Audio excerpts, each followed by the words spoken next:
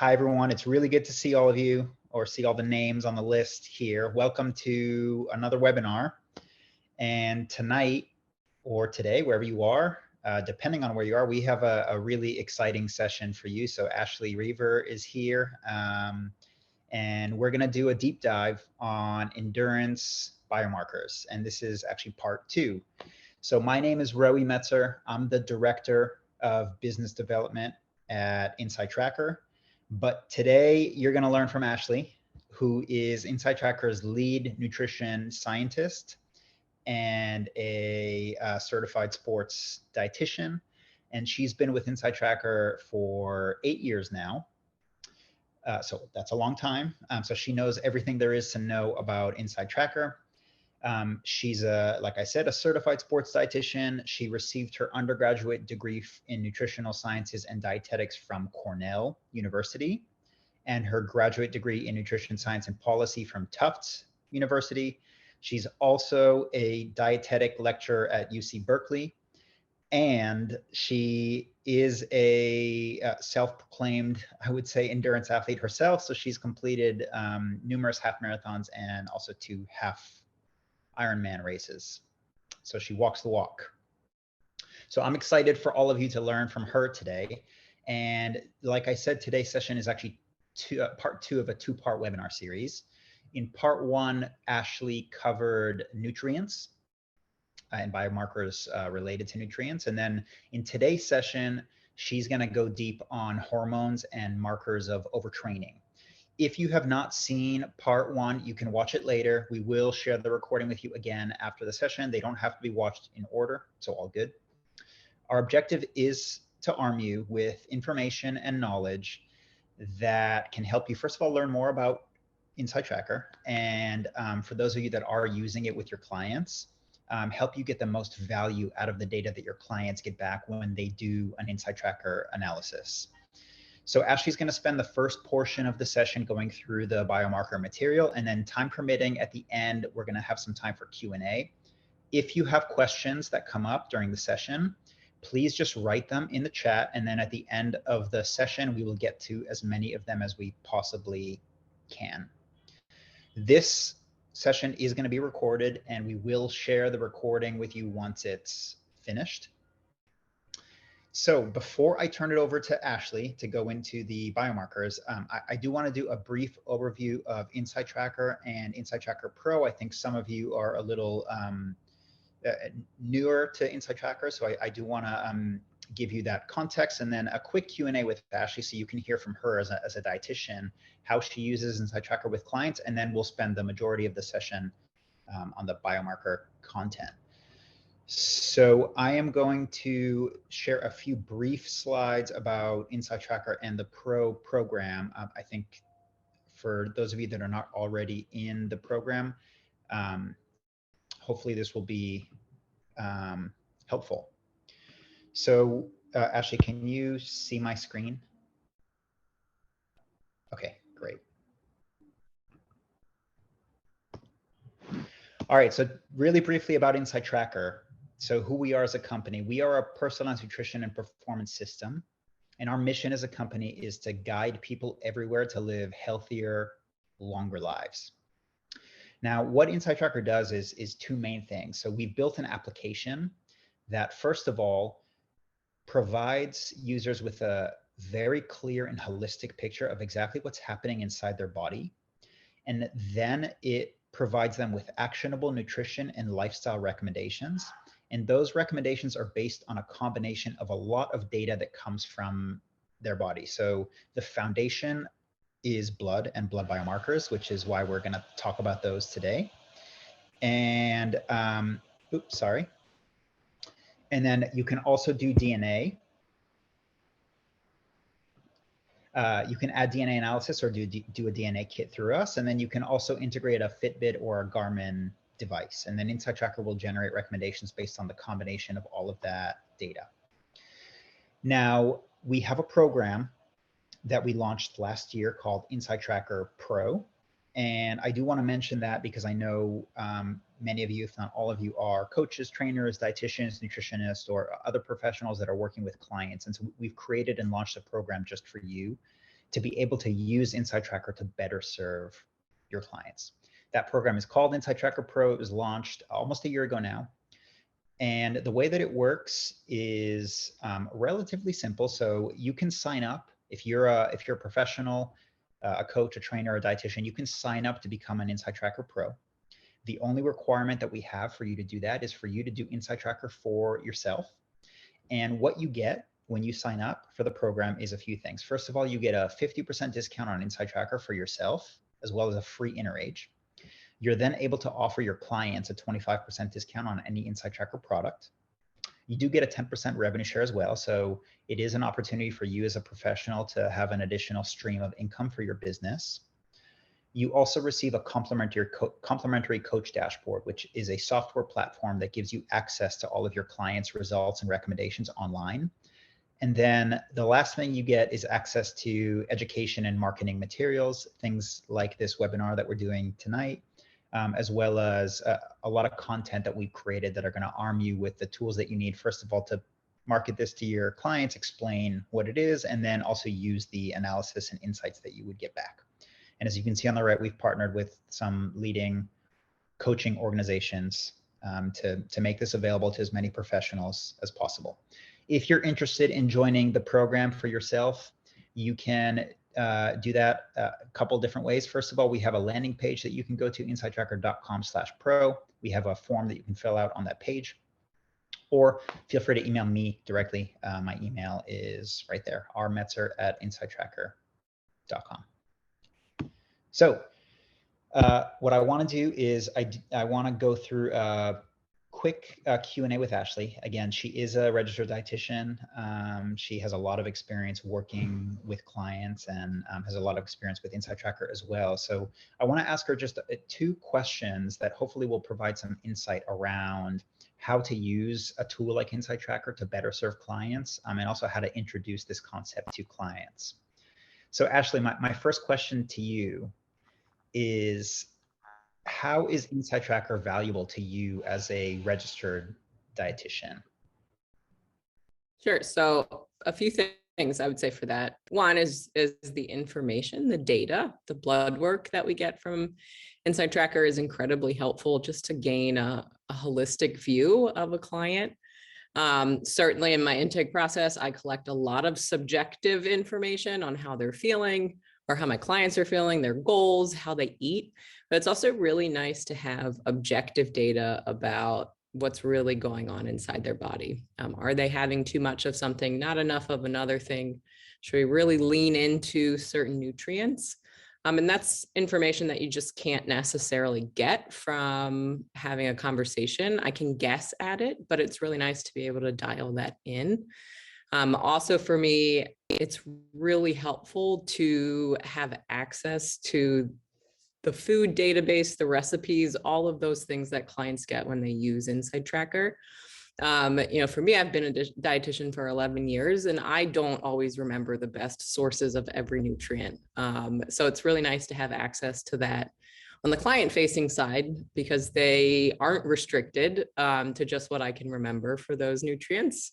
They have access to lots of lists of the best foods that they need to be incorporating. And if you don't have a nutrition background, that's also really helpful. It takes the responsibility off of you for being a nutrition expert, because you do have access to expert nutrition advice with InsideTracker. Makes perfect sense. And then the only other question I have for you before we get into the meat of the presentation is, how would you recommend that we, and by we I mean the coaches that are here listening, introduce the benefits of regular blood testing to their clients or athletes? So something I think is really important to think about it is, if a person has paid for your services, they're looking for personalized advice. They didn't go online, they didn't Google running program or triathlon training program. They didn't Google, how to improve diet. They came to you for personalized advice. And again, you can collect a lot of that subjective information, but if you really want to be able to dial in what you're able to offer them, having these objective data points related to their health and performance are really, really key. They also are going to allow you to be able to deliver on why they want to work with you. If you're working with someone without blood data points, you might be missing something. You might be missing low-hanging fruit like vitamin D deficiency, B12 is low, iron is low. Those are things that could be a really simple fix that you don't know unless you have blood data on them. If it's something larger than that, maybe we'll talk about a lot of these measurements related to training today. But if there's an issue with one of these markers, it might not present, so to speak. You might not know it unless you were able to really see it in their blood work and be able to really formulate a training plan around that marker with the intention of making it better and also certainly not making it worse. Got it. Thank you, Ashley. So with that, I would like to turn it over to you and let's get into the biomarker deep dive. Absolutely. So I just have to share my screen. And Roy, I think you have to give me access. Of course. Let me find a way to do that.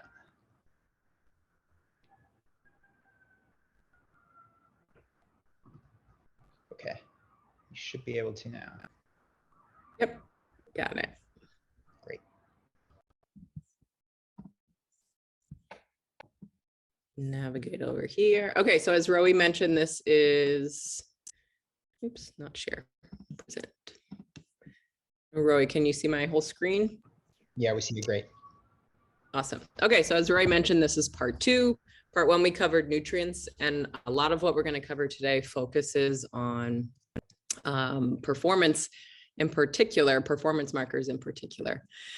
So to start, we're going to cover testosterone and free testosterone. If you didn't join us for part 1, this really offers an overview about what those markers are, things that could influence them, in particular, ways that you might want to structure your training program or just insights that you can gain from knowing these markers. And then while it's not necessarily something that you would need to give to your clients, it's also going to show potential recommendations that they might do or might be recommended in order to improve them. So for testosterone, where we will start in testosterone, something that we test for both men and women. It is something that both males and females require.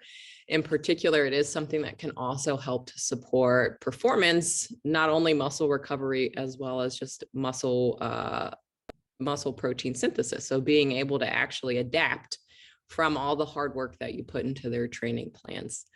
So testosterone is a steroid hormone. And it's important for a lot of things. The overall health is key, sexual function is key, but in particular, again, that athletic performance piece. Free testosterone is something that we only test for males, and that's because the level in females is incredibly low. And it doesn't have as significant as an impact. We'll talk about Dheas, which is a marker, a sex hormone that we only test for females because we don't test free T. But this free testosterone is a measurement of unbound testosterone in the blood. About 95 to 98% of testosterone in the blood is bound to a carrier. Typically, that is either going to be albumin or something called SHBG. We do have a slide on SHBG, but that stands for sex hormone binding globulin. And when it's unbound, you can kind of think of it as it's in its most active form. It doesn't need to uncouple from whatever is carrying it for it to be able to jump in and be able to help out right away, is a way to think of free T. And that SHBG level can have a big influence on it, as can overall testosterone level as well. Again, testosterone is really important to help build muscle, absolutely improve strength, as well as be able to increase your body's ability to utilize that oxygen during exercise. If you have more muscle mass, you will have more of that mitochondria in particular that can produce ATP, the form of energy our cells need, especially during endurance activity. So testosterone, while it's important for strength, is also something that is really, really key for endurance athletes as well. And low levels of testosterone can translate to fatigue, both inside a workout as well as outside of the workout. Reasons why we test it, a lot of what I just mentioned, but it obviously helps your body to recover. So the goal of training is to damage those muscles. Having adequate amounts of testosterone really allows the muscles to then recover, to go through those adaptations of that training plan, in particular after any type of strenuous exercise that causes some of that muscle damage. Important for cognitive function. Low levels of T for both men and women are associated with fatigue, as well as some mental cloudiness. And maintaining those levels is definitely important as athletes are moving through training plans. If they are, training for a big race, having your finger on the pulse of where that testosterone level is can be really helpful, for you knowing if, maybe it's time to schedule in some type of down week or recovery week, to get insights on how their body is really responding to that training. In particular, I really like to use testosterone markers as well after a big training period and an event, let's say a race, and then testing afterwards to see how their body handled that.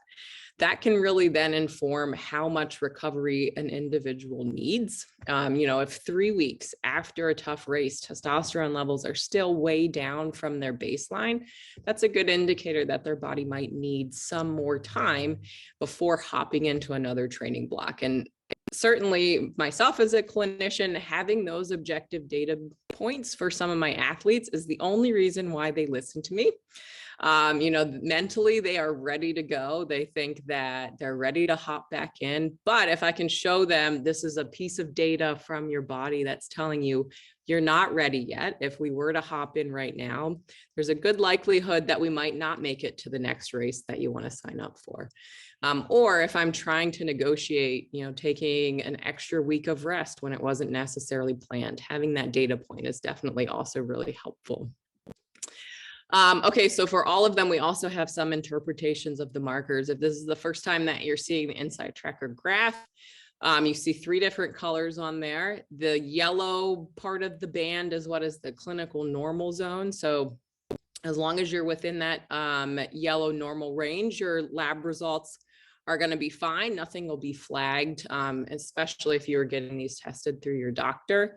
Those red zones, so both high and low, those are outside of the normal range. So those are things that would be flagged. For InsideTracker, this optimized zone is something that we put a lot of effort into calculating. It's going to be personalized based on age, ethnicity, gender, and activity.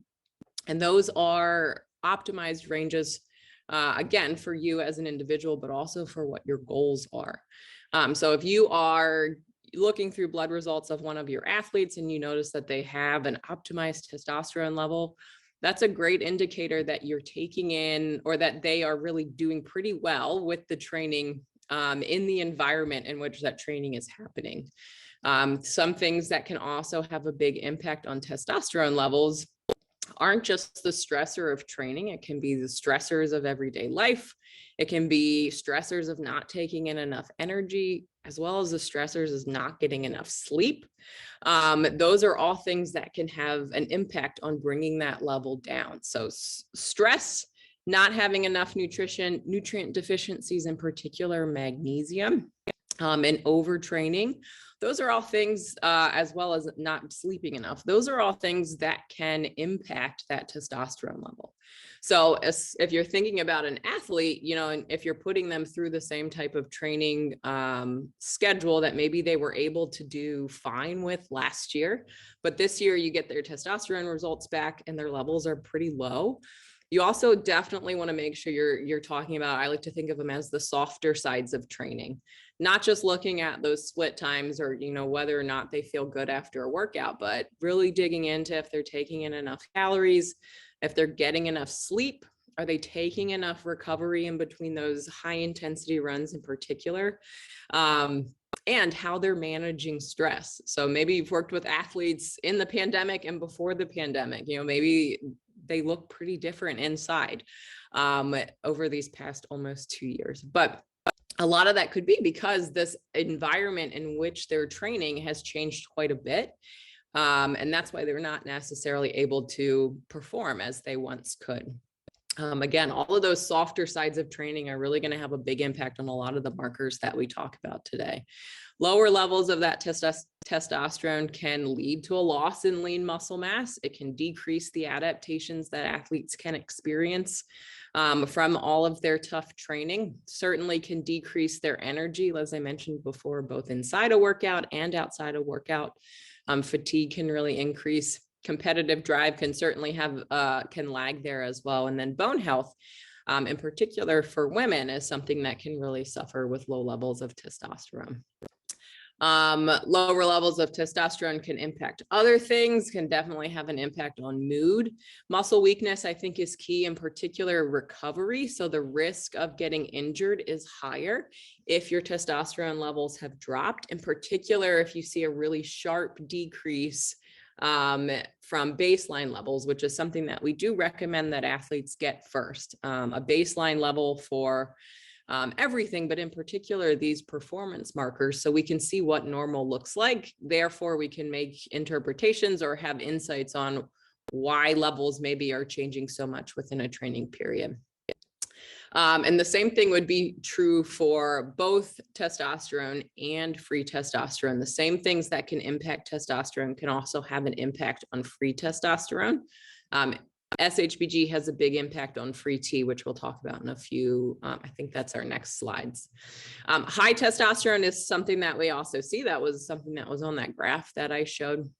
High testosterone is not necessarily anything to high five about and be super stoked with.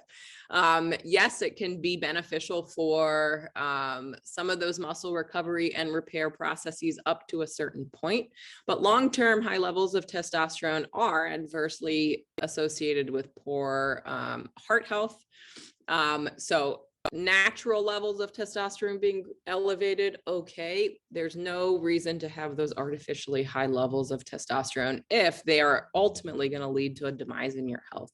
Certainly there is some aggression or anger that can happen with that as well. And since we do test testosterone in women, all of our users will get an alert or a recommendation to see their primary healthcare provider. Elevated levels of testosterone are the same. And in particular for women, they would have a recommendation to go see their PCP in order just to make sure someone else is aware of that result, as it might indicate some sort of medical condition, especially if it's coupled with other things like irregular menstrual cycle, facial hair, anything like that. Ways that you can optimize testosterone and free testosterone, the same things that can decrease testosterone are going to be the same interventions that you want to offer to increase it. And this is where having a coach going over your results is really, really helpful. I wish that we could put a million questions in our questionnaire, but at some point we're going to lose the attention of our users going through it. But as a coach, you might already be collecting information on how they're sleeping. Maybe you have some insight into how they're eating, whether or not they're taking in enough calories, in particular from quality healthy fats. If they just had a baby at home and you know that their stress level is super high, those are all insights that you as a coach can provide. Can put these results kind of into some context, which I think is really helpful, especially if it's a marker like testosterone that for some people, if they see a low testosterone, then it almost becomes, you know, mentally stressful for them. But being able to put those results into context and adjusting their training plan, knowing that is really key. So maybe it's focusing on sleep. You know, maybe it's making runs a little bit shorter, moving runs elsewhere in the day so that they can prioritize those 7 to 9 hours, whatever they need, making sure that their energy intake is on point. So that could be going through meal timing. They'll have recommendations for the amount of energy to take in. We have a lot of excellent pre and post workout snack pro tips that go out to our users if they let us know that they're exercising. We have integrations with some smart watches so we can collect and analyze some of those data points as well. Calorie restriction. I hope that most of your athletes aren't doing that while training for significant events. That's a a great way to not be able to reach the goals that they'd like. But calorie restriction, if it's something that's there and you can tease out as a coach, knowing that you can course correct, you can reverse that, can also help to increase these levels. The mental stress piece, I think, is really difficult to be able, it takes a good relationship with your athletes for them to feel comfortable sharing information with you. But maybe if you can pick up on things, referring them to individuals that can really help with that, or we do provide some insights on ways to help to deal with that stress, because stress is not something that just lives in our brain. It impacts us all over. And we'll talk about cortisol in a couple of slides too.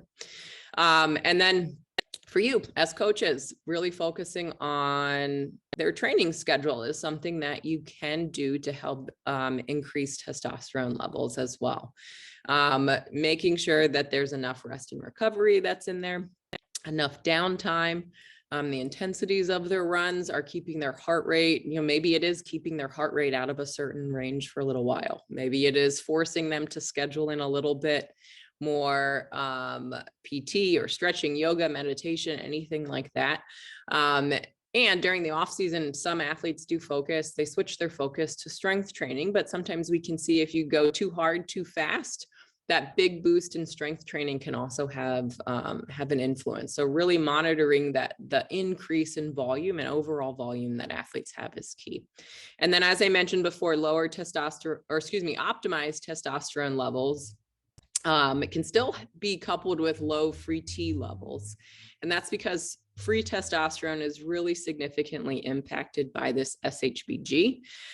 Sex hormone binding globulin is the primary transporter for free testosterone. And if you have elevated levels of sex hormone binding globulin, you're going to have lower levels of free testosterone.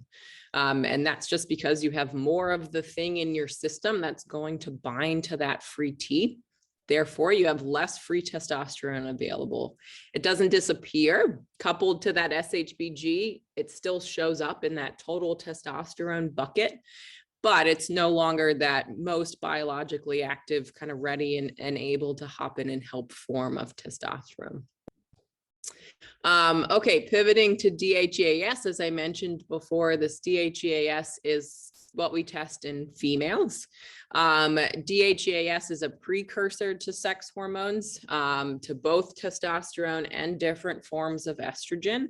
And we test DHEAS because it is not something that's cyclical. So it doesn't change based on where a female athlete is in their cycle. We tried for a little while to make our female athletes test only on days 0 through 5 of their cycle. It didn't go well. So we changed it to be able to test our athletes for DHEAS, which it doesn't matter. It's not going to change where you are in your cycle. You can see on this graph how it really fluctuates throughout the life cycle. It's the highest when we're born, drops down pretty low after birth, and then peaks at puberty before it starts really coming down. Goes up again at puberty before it starts decreasing over the course of our life cycle. Like other hormones, DHEAS is produced from cholesterol. That's where all of our hormones start. And it's produced through the same pathway that also can become cortisol. Cholesterol is something that we can make from any energy containing nutrient. So carbohydrates, alcohol, proteins, and fat can all be utilized to make cholesterol and therefore our sex hormones, which is why if you have a pretty significant calorie restriction, it's also likely that some of these sex hormones are going to be decreased in the blood as well. You're not going to be producing as much of them when they don't have enough of the substrate or the starting point to be able to do that. We also can see an unintentional caloric restriction, in particular for individuals that are performing a really high level of activity. So, maybe they're not intentionally restricting calories, but certainly for some endurance athletes, it's hard to eat, quote unquote, intuitively enough energy to not only keep you alive, but to fuel your activity. So unintentional deficits in calories can also lead to a drop in all sex hormones, but in particular in DHEAS. And lower levels of DHEAS are things that we do see frequently in some of our more active users. in particular if there's been a history of restricted intake for whatever reason. Again, those calories are key just because they're the precursor. And from DHEAS, that's again, as a precursor to sex hormones, we could also infer that other sex hormone levels are probably lower as well. Again, this can be caused by inadequate calorie intake, really high activity without taking in enough energy to support it. Stress can have a big impact on this. Again, our sex hormones are going to be made through that same pathway that can also produce cortisol, our stress hormone, which I'll talk about in a little bit. And if resources are going towards producing the stress hormone, there's going to be less resources available for producing these sex hormones, which are not essential for us to be alive. So if the body doesn't have adequate resources, it's not going to put it into something that's not essential. Past birth control use is also something that can lead to these lower levels of DHEAS. Current use or past use. The longer that someone's been on hormonal birth control, typically the longer DHEAS levels take to restore afterwards. Again, our body's super smart. If it doesn't need to put resources towards certain things that aren't essential, it won't. And lower levels of DHEAS are associated with fatigue and weakness.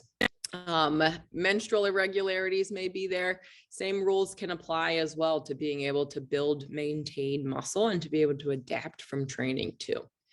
High levels of DHEAS, just like high levels of testosterone that we talked about for female athletes, can signify a medical condition. And we recommend that you would encourage them to go speak to their healthcare provider, but they'll also be getting that information from us. Cortisol. Okay, so cortisol, truthfully, when I got my cortisol level tested for the first time, that's when I knew that I needed to work for InsideTracker, because it was an objective data piece that told me so much about myself. We've probably heard of this before. It's our fight or flight hormone, another steroid hormone that's made from cholesterol. Cortisol is something that activates our sympathetic nervous system, which again is an adaptation that our body has to prepare us for something really stressful. My favorite way to explain cortisol is, walking through the desert thousands of years ago. If we had a lion jump out at us, we would really, really benefit from a surge in cortisol, because what that cortisol does is it helps to halt processes that might make it more difficult for us to either fight that lion or run from that lion. And it also frees up a lot of available substrate that our muscles in particular can use as energy. So cortisol really gets us primed to be able to fight a lion or run from a lion. Unfortunately, most of us, well, I should say, fortunately, most of us aren't fighting lions or coming across lions in our everyday anymore. But our body's going to respond the same way to any stressor. Those stressors that we talked about in testosterone, of not having enough energy, not having enough rest and recovery, not sleeping enough, as well as just having a lot of mental stress. For a lot of endurance athletes that tend to be type A, that mental stress is a big piece of the puzzle. All of those things can trigger the same cortisol response that, we were designed to have when thousands of years ago, we'd be really fighting for our life quite frequently. Excuse me, again, it's made from cholesterol, made in our adrenal glands, and it can be really helpful for stressful situations. Chronically elevated cortisol levels, though, are associated with negative health outcomes. So managing that stress or the source of those high levels is really important. Excuse me. Okay, so cortisol is a catabolic hormone. And catabolic just means that it breaks down really large compounds into much smaller ones. In particular, cortisol, one of its main roles is to break down muscle and convert it into glucose. Our muscles are made of amino acids. There are about 2/3 of the amino acids that build up our muscle can be broken down and converted into glucose. that glucose is a primary fuel source for our muscles. So during that fight or flight response, one of the things that I mentioned is it frees up a lot of energy. So if you decide to run away from a lion, it's a really great thing that your body has a hormone that can take your stored muscle and convert that into glucose that your remaining muscles able to use to hopefully fuel to make it out of that gym. What we cannot use for straight necessarily, what we can't break down to glucose is our body fat. So cortisol's role as a catabolic hormone is really important in just noting that lead to our stored program of our muscle being broken, converted to glucose. Fats cannot be converted to glucose. It also can increase the production of glucose from our stored glucose, which is in our muscles, our glycogen. So catabolic action is breaking things down. It's directly opposing what testosterone is doing. Testosterone is an hormone, meaning it takes small things and builds them up to much larger compounds. And we'll talk about this balance of testosterone and cortisol in a couple of slides, but that's a really key insight to be able to look at those two markers and determine if your athlete is going to be more likely to be in, a period of time where they can make improvements in strengths, maybe in speed or endurance, or if they're more in a period where they should focus on recovery because their catabolic hormones are really shifting that scale. Likely they're not going to be making their performance gains that they'd like, and their risk of injury could be much higher. High or above optimized cortisol can indicate a high level of stress. As I mentioned before, it's not just mental and emotional stress. That can be real stress or perceived stress. Again, this one I like to lean on a lot for our endurance athletes because it takes a specific type of person to train for an Ironman. There's a lot of things that are happening in that brain to put someone on that training plan. That type A personality is someone that is more likely to experience really high levels of stress, perceived stress, or self-inflicted stress. Inadequate sleep is another thing that can boost this. Thinking about what cortisol does, it frees up an energy source. If your body isn't well rested, it's going to require a lot more energy because it hasn't necessarily had that opportunity to regenerate. So elevated cortisol is going to free up some of that glucose to help us really be able to get through the day. Caloric intake, obviously, I hope that one makes sense. It's a big stressor. If you're, especially for endurance athletes, if you're, adding 600, 800, 1200 additional calories expended in a day of training pretty regularly, it doesn't mean that your body no longer needs that energy if you're not eating enough. It means that it has to figure out a way to get it itself. In particular, for endurance athletes, this is also something we can see if you're not taking enough carbohydrates. Again, our muscles' preferred fuel source is carbohydrates, in particular in high intensity activities, which most endurance exercise is. And it doesn't mean that our muscles can get by without it. It means that our muscles are going to figure out a way to release certain amino acids that can be converted into glucose. Certainly, we can do some endurance activity utilizing fat as a fuel source, but those workouts are more difficult because fat requires about 10% more oxygen consumption, which leads to a higher respiration rate. Your heart rate is higher, which also makes our workouts feel a lot more difficult. And then this last big bucket for stress is just inadequate rest and recovery between those high intensity workouts. High intensity workouts on their own stimulate that sympathetic nervous system, that fight or flight response. And it takes the body some time to be able to come out of that.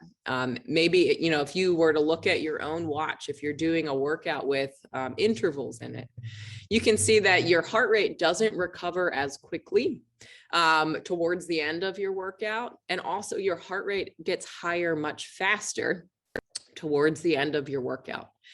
That's a kind of a good way to visualize the impact of those high intensity workouts overall. So maybe your heart rate takes a while for it to get into the zone you're looking for, let's just say elevated. and then it comes back down really quickly. By your 12th interval, though, maybe your heart rate gets there in half the time, and it takes twice the time to come back down. And that's because that sympathetic nervous system has really been activated. So stacking these high intensity workouts on, day after day is also something that the sympathetic nervous system is still on. It's going to take individuals more time to come out of that fight or flight response. Those are also things that can cause that cortisol level to be high. Hormonal birth control is something that can elevate cortisol levels as well. So again, kind of putting these results into context. And when you're trying to figure out ways to lower cortisol levels, it's really important to identify which one of these four might be the key contributor. It's likely that it could be, dipping from lots of these or many of these buckets, but oftentimes for athletes, it's one thing in particular. They think they're doing a lot of things really well, but they've been completely neglecting something else. Again, these are what I like to think about are the softer sides of training, all the things you also need to pay attention to so that when you are focusing on performance, there aren't these other things that are really having a negative impact on it. High levels of cortisol. This is chicken or the egg is a way to think about it. If you have high levels of cortisol, you're going to feel a lot more stressed. If you're feeling stressed, that's going to increase your cortisol levels. So feeling frazzled is going to increase your levels. Having high levels is going to make you feel frazzled. So really being able to figure out what you can do to decrease your body's production of cortisol and or focus on those stressors that you're having that's causing that increase is really key. High levels of cortisol are associated with sleep disturbances, poor mood and cognitive function, increases your risk of overtraining and injury. Again, thinking about what cortisol is doing is breaking down our muscle to have that available fuel source of glucose there. Could cause difficulties with weight maintenance, may have issues with fatigue as well. And then lastly, it's associated with an increased risk of developing chronic diseases. Low cortisol, I have a slide in here for it, but it's very rare. It's a medical condition called Addison's disease, and it just means your body is not producing enough. Again, if it is in this range, encourage someone to seek out the care of a medical professional, go and visit their primary care doctor. The term adrenal insufficiency is something that comes up a lot, and it's something that can be confirmed with a cortisol test. It's something that's thrown around very, very frequently. And it's not something that most of us experience. So getting a marker like cortisol tested is something that, again, can give you some of that objective data to really be able to give your athletes kind of a strong case as to why you agree or disagree with some things, as well as informing that training plan and getting their buy-in. Low cortisol levels, again, something we don't really see often, but is associated with muscle loss, weight loss, fatigue, dizziness, mood changes, and in some cases, darkening of the skin in certain areas. Cortisol is optimized, amazing. It means that there's likely a good combination of having enough sleep, enough rest, and recovery between those high intensity workouts in particular. Calorie intake is close to where it should be, as well as managing some of that mental and emotional stress too. Hscrp. So this is one of our inflammatory markers. It's in our inflammation group. It is a non-specific marker of inflammation. So what Hscrp tells us is that inflammation is happening somewhere in the body. And we test Hscrp because it is a much more sensitive test. Just CRP, you can't really zone in on levels of CRP that's less than 3. If you've had your blood tested and you look at your chart, you can see that. Hscrp allows us to see 0 through 3 of the amounts of those amount of CRP. It's something that our body's naturally going to produce in response to inflammation or injury. And it's a good thing that our body can do this. Our body typically mounts some sort of an inflammatory response in order to help us recover from something, or to protect us from something. That inflammatory response is largely something that we want to happen, because it's going to speed that process of recovery. That would be acute inflammation, which is a great thing. Chronic inflammation is not necessarily a good thing. That chronic inflammation is a really serious risk factor for developing heart disease, potentially like heart attack and stroke.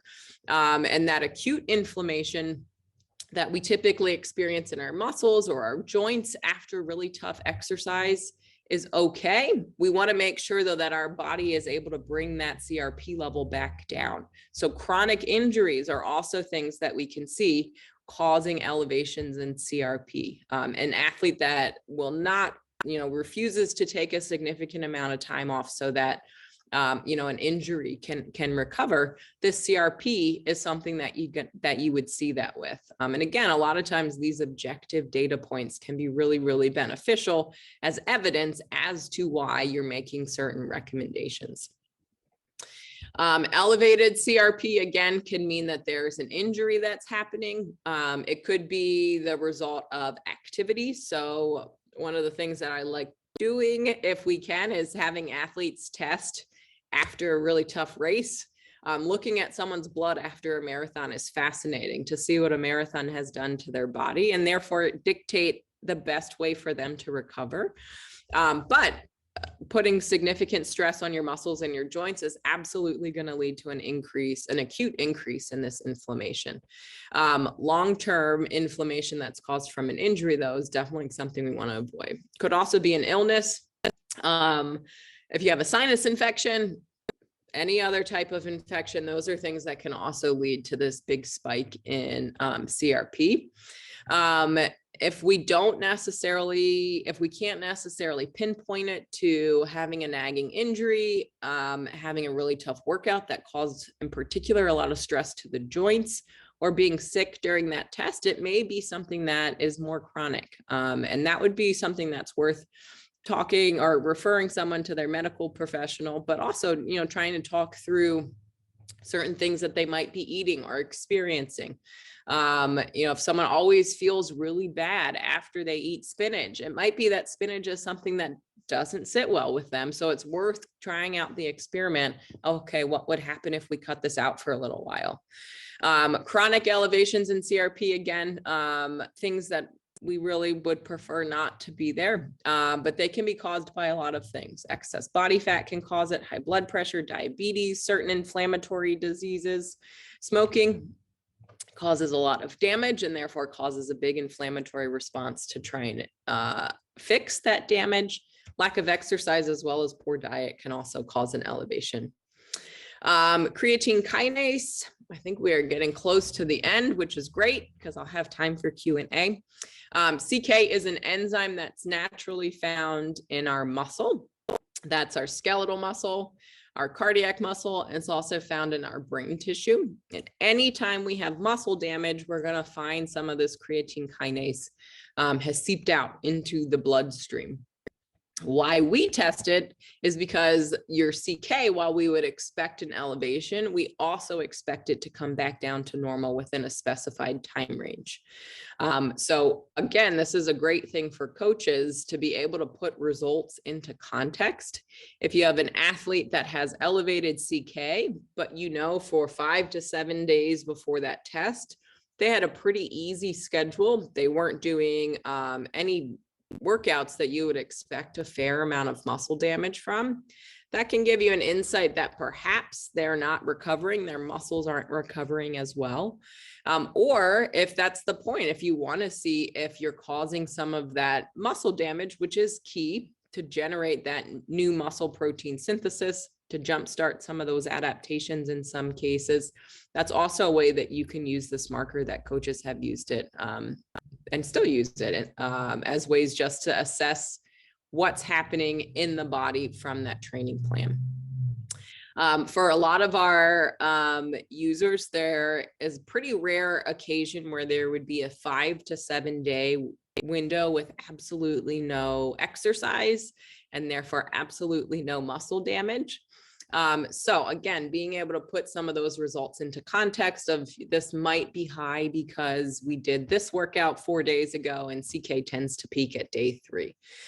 This graph that's in here also has ALT and AST, which are 2 liver enzymes. And while they are primarily enzymes that live in the liver, you also find them in the muscle. So if there is an elevation in CK, you'll often very likely find elevations in ALT and AST, these 2 enzymes typically associated with the liver. And this graph just shows kind of the general life cycle of elevations in those markers as a result of muscle damage. So CK, we get a pretty high peak around day 4 that comes back down pretty quickly. AST tends to peak sooner and stays high longer.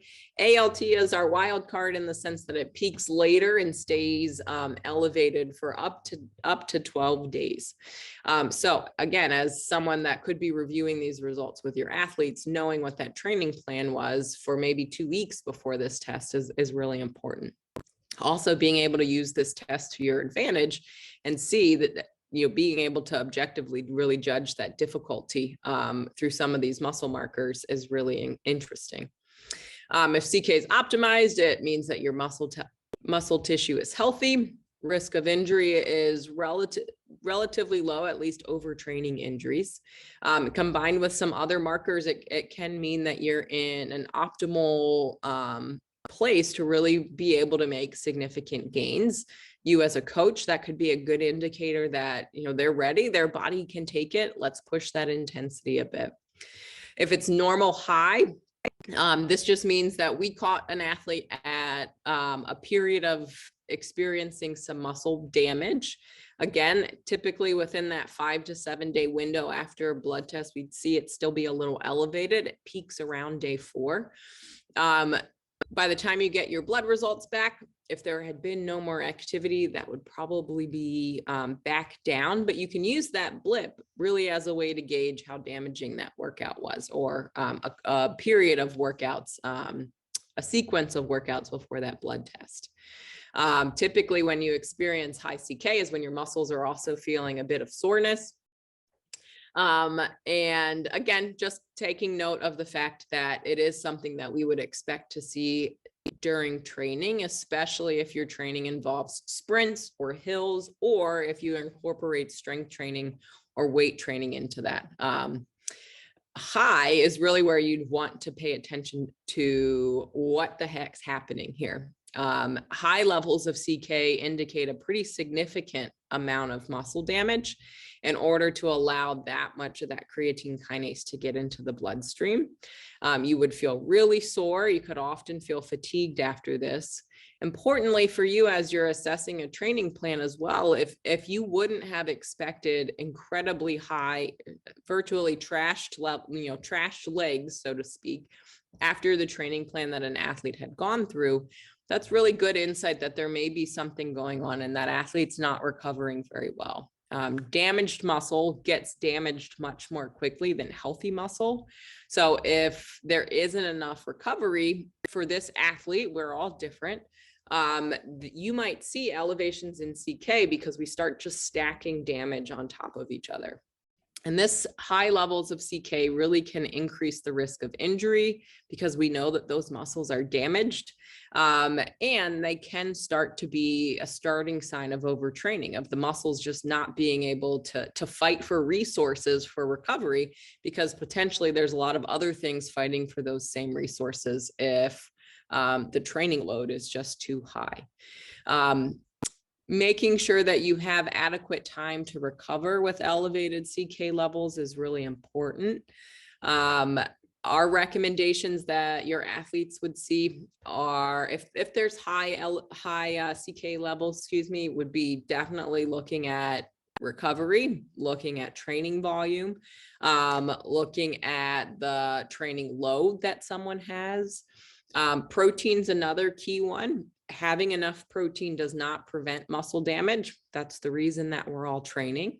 But having enough protein is really important to make sure that your muscles have the building blocks of what they need to really be able to recover. But for you as a coach, again, having that context of what could have caused these elevations, or, maybe you thought there would be more elevations based on what they did in the week before their test, can be really, really beneficial insights that you wouldn't necessarily get elsewhere. And those are, again, other ways same ways to optimize the CK, looking at rest and recovery, replacing some of those high intensity trainings, watching the amount of load bearing activity, and then making sure that there is enough and adequate high quality protein sources to help with that muscle recovery. The last thing that I have here is just one example of overtraining. So a combination of markers to look at. That cortisol to testosterone ratio is what's pictured here. That's included as a marker on all blood tests. And again, that's looking at that balance between an anabolic hormone of testosterone that's used to build people up, takes those small things and builds them into larger ones. Really gives you an insight into if someone is in a building phase versus cortisol, that catabolic hormone, which is a breakdown phase. So this ratio is comparing the two of them. SHBG and free testosterone, that SHBG is also receptive to the same things that can influence testosterone and cortisol. That's sleep, enough energy, stress management, and just enough recovery between those between those high intensity workouts is really important. And you can see the same four things that impact testosterone and cortisol. You can also see them in SHBG, which will have an impact on free T. DHEAS levels being low for females, those females still have this testosterone cortisol ratio, but the insights from free T aren't there. So low levels of DHEAS could signify the same thing. In particular, an inadequate amount of resources or energy to be able to fuel activity. Hscrp can give some insights into how the joints in particular are managing training load, and then creatine kinase, a marker of muscle damage, will give some insight into how the muscles are dealing with and recovering from the training as well. And that is my last slide for today. And there are, I see 2 questions in Q&A. Is there anything else you can do for high AST and CK? So those are 2 things that are going to resolve on their own.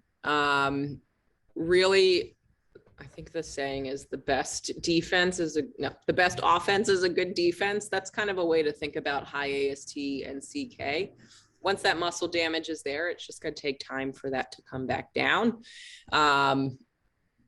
Not getting big spikes in those markers in the first place is a way to do that. So managing the training load, or if it's an intentional spike that's going to happen, just knowing that on the backside of that, dealing with the consequences is really important. What are the best ways to help lower DHEAS in the context of inner age and with a history of high stress, low ferritin / complicated endurance athlete? That sounds like something I would want to dig in a bit more, since they are super complicated. So send me an email or reach out to Rowie and we can definitely talk about it. Lowering DHEAS, though, if someone has high DHEAS, I would want them to make sure they're speaking with their OBGYN in particular, just so they're aware of that. How often are we testing for standard markers with our athletes? So I think it's really important to get this the ultimate test at least once a year.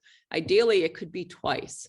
There are other tests where you can look for some of these performance markers, but being strategic with where you place that testing is also great, because you're going to get insights, again, contextualizing those results. So you definitely want a baseline.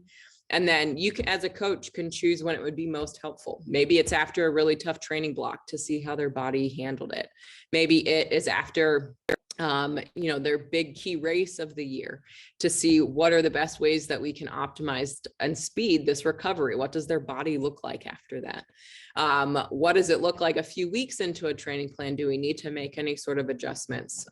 So once a year, I would say is always a good idea, but using that second test to get key insights that you can then use other times. So if you're testing at the end of a tough training block, you know what their body looks like. You can infer that their body's going to look like that after the next one and make those adjustments. What are the best ways to lower SHBG as a way to increase free T? So figuring out why it's high, those same 4 things are going to be a really big key to that. Definitely sleep is a big one. Making sure you're taking in adequate calories. Maybe you need a little bit more rest and recovery or less time spent at high intensities. And then managing that mental stress is also key. SHBG, I think, is a really interesting one with the professional athletes that we work with. And we test over the course of a season. You can see that SHBG creep up as that sleep debt creeps up, as high stakes getting close to playoffs creep up, and their free T is creeping down kind of at the same cadence. How much of an effect does caffeine have on cortisol? So this is definitely going to be individual. 2 things: acute, it can have a big impact. So drinking black coffee before your blood test can result in that cortisol level staying high. Your cortisol is the highest that it is for the day as soon as you wake up. And if you drink coffee before a blood test, it can keep it there. So that's one thing. The second thing, though, if caffeine really stresses you out, you're somebody that does not do well with caffeine. Again, that chicken or the egg scenario of feeling frazzled, causing high cortisol, and high cortisol making you feel frazzled. That's definitely something that's important to look into. Okay, I think that's all of my Q&As. We are at 4. Amazing, per usual. Ashley, thank you. Absolutely. All right, everyone, hopefully this was helpful. And if you have any more questions or something comes up afterwards, you can email me and I will get it in the hands or in front of Ashley, and then we'll get you a response. Like we said at the beginning, if you do want to learn more about InsideTracker Pro and you're not already in the program and you want to join, InsideTracker.com/pro. Fill out the form there and our team will be in touch. Thank you all for being here. Joni, I agree, that was a great presentation. Thank you very much, Ashley, again, for your time. And we'll see you all at the next one. Have an amazing evening.